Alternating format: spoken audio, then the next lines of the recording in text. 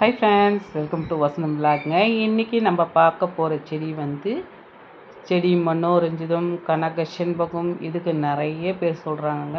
ஆனால் இது செண்பகம் மாதிரி இருக்காது, மனோரஞ்சிதத்தோட பெரிய வெர்ஷன் மாதிரி தான் இருக்கும்.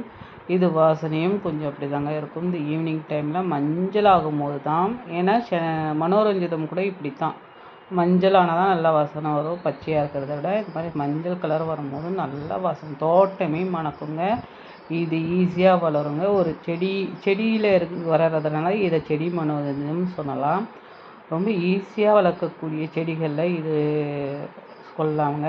ஏன்னா வாசனை செடி பிடிக்கும்னு நினைக்கிறவங்க இந்த செடி கண்டிப்பாக வாங்கி வைக்கலாம். நிறைய பூக்கள் கொடுத்துக்குனே இருக்குங்க. திராட்சை செடி மாதிரி கொத்தாக ஒரு இலைக்கு ஒரு பூக்கள் வைக்கும். நிறைய பூக்கள் கொடுத்துட்டே இருக்கும்.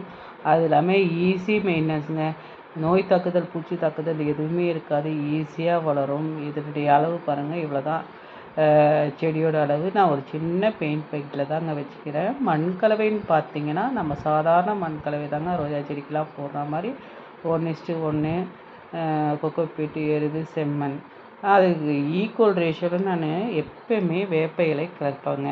ஏன்னா செடி நல்லாவே வளரும். நான் எல்லா செடிக்குமே அப்படி தாங்க வளர்ப்பேன்.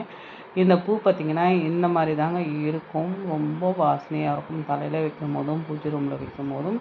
நம்ம தோட்டத்துக்கு பார்த்தோம்னா இந்த ஈவினிங் டைமில் ரொம்ப வாசடிக்கிற மாதிரி எனக்கு தோணும். ஈவினிங்கில் தான் நல்லா வாசனை வருதுங்க. இது ஈஸியாக வளரக்கூடியது.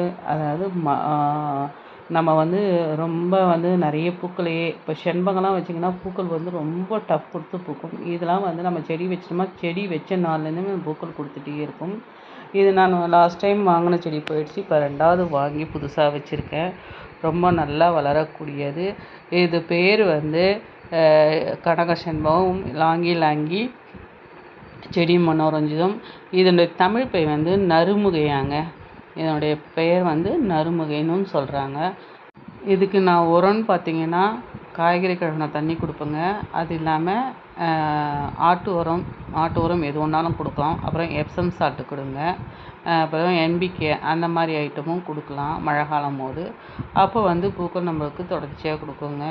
ஈஸியாக வளர்க்கக்கூடியது. எல்லார் வீட்டு மாடிலையும் இருக்க வேண்டியதுங்க. எனக்கு ரொம்ப பிடிக்கும் இந்த செடி. ஏன்னா பூக்கள் இருந்துகிட்டே இருக்குமா, அதனால் ரொம்ப பிடிக்குங்க. அதனால் ஈஸியாக வளர்க்கக்கூடிய செடிகளில் இது ஒன்றுங்க.